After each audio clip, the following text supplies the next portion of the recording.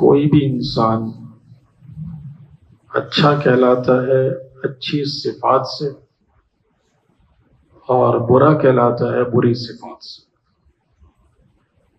قرآن کریم نے بھی ہمیں اس بات کی طرف متوجہ کیا ہے کہ ہمارے اندر اچھی صفات ہونی چاہیے، اور اس بات پر بھی متوجہ کیا ہے کہ ہمارے اندر سے بری صفات نکل جانی چاہیے۔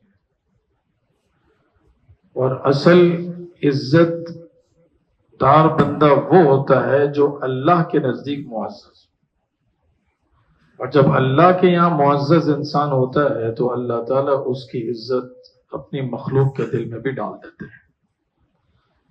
اب وہ کون سی اچھی صفات ہیں، وہ کون سی بری صفات ہیں کہ جن سے ہمیں بچنا ہے؟ اس میں سے دیکھیں، اہم چیز ہوتی ہے بری چیزوں کا نکلنا۔ جب بری چیزیں ہمارے اندر سے نکلیں گی تو اچھی چیز کی جگہ خود بخود بنے گی، اور اگر بری چیز نہیں نکالیں گے تو اچھی چیز ہمارے اندر آ ہی نہیں سکتی۔ تو قرآن کریم کی کچھ چھوٹی چھوٹی آیات ہیں کہ جن میں اللہ تعالیٰ نے یہ فرمایا ہے کہ میں ان کو پسند کرتا ہوں، ان کو ناپسند کرتا ہوں، ان سے مجھے محبت ہے، ان سے مجھے محبت نہیں ہے۔ وہ بندے تلاش کریں کہ جن کے بارے میں اللہ تعالیٰ فرماتے میں ان کو پسند نہیں کرتا، اور اپنے آپ کو اس کے اندر سے نکالنے کی کوشش کریں کہ خدا نخواستہ ہمارے اندر وہ چیز تو نہیں کہ جس چیز کی وجہ سے اللہ تعالیٰ بندے کو ناپسند کرتے ہیں۔ مثلا قرآن کریم میں اللہ تعالیٰ نے فرمایا کہ ان اللہ لا يحب المستكبرین، کہ اللہ تعالیٰ تکبر والے کو پسند نہیں کرتا۔ یہ ایک بری صفت ہے، اور یہ ایک ایسی صفت ہے کہ جو شیطان نے کیا تھا اللہ تعالیٰ نے ہمیشہ کے لیے مردود کر دیا تھا۔ اور یہ ایسی بری صفت ہے کہ حضور اکرم صلی اللہ علیہ وسلم نے فرمایا کہ جس کے دل کے اندر تکبر ہوگا اللہ تعالیٰ اس کو جنت میں داخل ہی نہیں کریں گے۔ اور اس کے مد مقابل عاجزی اور تواضع ایک ایسی صفت ہے کہ جس کے بارے میں حضور اکرم صلی اللہ علیہ وسلم نے فرمایا کہ جو تکبر چھوڑ کر عاجزی اختیار کرتا ہے اللہ تعالیٰ اس کو بلندیوں سے نوازتے ہیں۔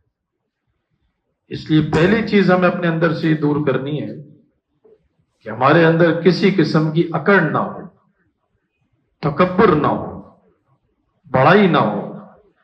امیر سے ملے، غریب سے ملے، ایک طرح سے ملے۔ امیر ہم سے بات کرے، کوئی غریب ہم سے بات کرے، ہم ایک طرح سے بات کریں۔ اگر ہم سے غلطی ہو جائے تو غلطی ہونے کے بعد غلطی کو تسلیم بھی کریں اور اس پر معافی مانگنے کی عادت بھی ڈالیں۔ حضرت آدم علیہ السلام سے جنت میں ایک اجتہادی غلطی ہو گئی تھی، غلط فہمی کی بنیاد پر۔ حضرت آدم علیہ السلام نے کیا کہا تھا؟ ربنا ظلمنا انفسنا وان لم تغفر لنا وترحمنا لنکونن من الخاسرین۔ یا اللہ میں آپ سے معافی مانگتا ہوں، شیطان سے بھی غلطی ہوئی تھی جان بوجھ کر کہ حضرت آدم کو سجدہ نہیں کیا۔ اس کو اللہ تعالیٰ نے فرمایا تم غلطی پر ہو۔ اس نے نہ غلطی پر ندامت کی، نہ غلطی پر شرمندگی کی، نہ غلطی پر اظہار افسوس کیا، نہ غلطی کو تسلیم کیا، نہ غلطی کی معافی مانگی، بلکہ وہ اپنی غلطی پر ڈٹا رہا اور اپنی غلطی کے دلائل دیتا رہا۔ اسے کہتے ہیں تکبر، کہ جھکنا مجھے کبھی نہیں۔ ایک آدمی غلطی پر ہے پھر بھی وہ غلطی تسلیم نہیں کرتا، اس کو پتا ہے میں غلطی تسلیم کروں گا لوگ کہیں گے دیکھو مان گیا، حالانکہ وہ دل سے یہ سمجھتا ہے کہ میں غلطی پر ہوں، مجھے تسلیم کرنا چاہیے، لیکن انسان کی اکڑ اس کو غلطی تسلیم نہیں کرواتی۔ یہ اکڑ خطرناک ہے۔ اس پر اللہ تعالیٰ نے فرمایا کہ ایسے اکڑ کرنے والوں کو، ایسے تکبر کرنے والوں کو میں پسند نہیں کرتا ہوں۔ حضور اکرم صلی اللہ علیہ وسلم سے جب پوچھا گیا کہ اللہ کے رسول تکبر کسے کہتے ہیں، تو حضور اکرم صلی اللہ علیہ وسلم نے دو باتیں بتائی: بطر الحق اور غمط الناس۔ حق بات کو جھٹلانا، حق کو تسلیم نہیں کرنا۔ کوئی دین کی بات کرے، ہم کہ ہمیں تو پہلے سے ہی معلوم ہے، ماننے کے لیے تیار نہیں، یہ تکبر ہے۔ اور دوسری بات یہ ہے کہ لوگوں کو نیچا سمجھنا کہ یہ اس کی کیا حیثیت ہے میرے سامنے، یہ کیا ہوتا ہے، یہ تو کچھ بھی نہیں ہے. یہ چیز اللہ تعالیٰ کے یہاں ایک ناپسندیدہ. دوسری چیز دیکھیں، اسی طرح کی آیت ہے، چھوٹی سی آیت ہے، مختصر سے الفاظ ہیں کہ ان اللہ لا يحب الخائنین. اللہ تعالیٰ خیانت کرنے والوں کو بھی پسند نہیں کرتے. خیانت بددیانتی کو کہتے ہیں، اور خیانت کبھی مال میں بھی ہوتی ہے اور خیانت کبھی بات میں بھی ہوتی ہے. ہم صرف اسے خیانت سمجھتے ہیں کہ کسی نے ہمارے پاس کوئی چیز رکھوائی اور ہمیں وقت پر دیانتداری کے ساتھ اس کو واپس کرنا ہے، اسے کہتے ہیں امانت داری. اور اگر ہم نے وقت پر واپس نہیں کی اور ہم نے ٹال مٹول کر دیا، اسے کہتے ہیں خیانت. یہ تو ہے خیانت. لیکن ایک بندہ ہمیں کوئی بات کرتا ہے اور کہتا ہے کہ اپنے تک محدود رکھنا، ہم اس کی بات اٹھا کے دوسرے لوگوں تک پہنچا دیتے ہیں، یہ بھی خیانت ہے. ہم کسی کی کال ریکارڈ کر لیتے ہیں اور اس کی اجازت کے بغیر کسی اور کو فارورڈ کر دیتے ہیں، یہ بھی خیانت ہے. اجازت سے کر سکتے ہیں کہ اگر آپ کی اجازت ہو. آپ نے دیکھا ہوگا ہم کسی کال سینٹر میں فون کرتے ہیں، وہ پہلے ہی ہمیں بتا دیتے ہیں کہ سیکورٹی پرپز پر یہ کال آپ کی ریکارڈ کی جائے گی. ٹھیک ہے، کی جائے گی. پھر بندہ گفتگو اسی انداز میں کرتا ہے کہ میری بات آگے منتقل ہوگی، ورنہ بندہ ایک آزاد گفتگو کرتا ہے اور ہم اس کی کال اٹھا کے آگے فارورڈ کر دیتے ہیں. یہ خیانت ہے. ہماری اجازت نہیں ہے کہ میں نے آپ سے بات کی ہے، اپنے تک محدود رکھیں.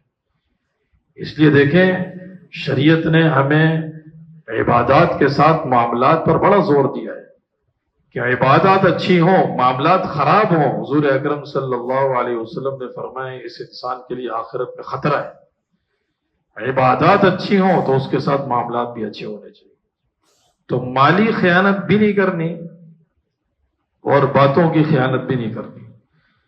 تیسری چیز، حضور اکرم صلی اللہ تعالیٰ نے قرآن کریم میں فرمایا کہ ان اللہ لا يحب المسرفین. اللہ تعالیٰ اسراف کرنے والوں کو بھی پسند نہیں کرتے. اسراف کہتے ہیں فضول خرچی. فضول خرچی ہر چیز میں ہوتی ہے. ہمارے یہاں دیکھیں ہر چیز محدود انداز میں سمجھی جاتی ہے. ہم کہتے ہیں پیسہ ہے، پیسہ ضائع کر دیا، فضول خرچی ہو گئی. ٹھیک ہے، یہ فضول خرچی ہو گئی. ایک بندہ دعوت میں جاتے، آج کل کے زمانے وہ اتنی پلیٹیں بھر کے لاتے ہیں اور پھر تھوڑا سا کھاتے ہیں، باقی سب چھوڑ دیا. یہ اسراف ہے، یہ فضول خرچی. اگر ہماری وجہ سے کھانا ضائع ہو گیا تو اس اسراف میں کھانا بنانے والا تو بعد میں، ہم پہلے شامل ہو گئے. زندگی اور وقت اللہ کی امانت ہے. ہمارا سارا دن موبائلوں میں گزر رہا ہے اور قرآن پڑھنے کا ہمارے پاس وقت نہیں ہے، یا نماز کا ہمارے پاس وقت نہیں نکل رہا، یا اللہ کے ذکر کا ہمارے پاس وقت نہیں ہے. ہم کہتے ہیں قرآن ایک پارہ آدھا گھنٹہ لگے گا. اتنا وقت کس کے پاس ہے؟ اور آپ اپنا اسکرین ٹائم نوٹ کر لیں تو ایک آدھا گھنٹہ نہیں، کئی گھنٹے ہمارے لگے ہوئے ہیں. اس کا مطلب وقت ہے لیکن وقت ضائع ہو رہا ہے، دوسرے کاموں میں لگ رہا ہے. جن کاموں میں لگنا تھا ان کاموں میں نہیں لگ رہا. اور ضائع کرنے کو تو ضیاع کہتے ہیں.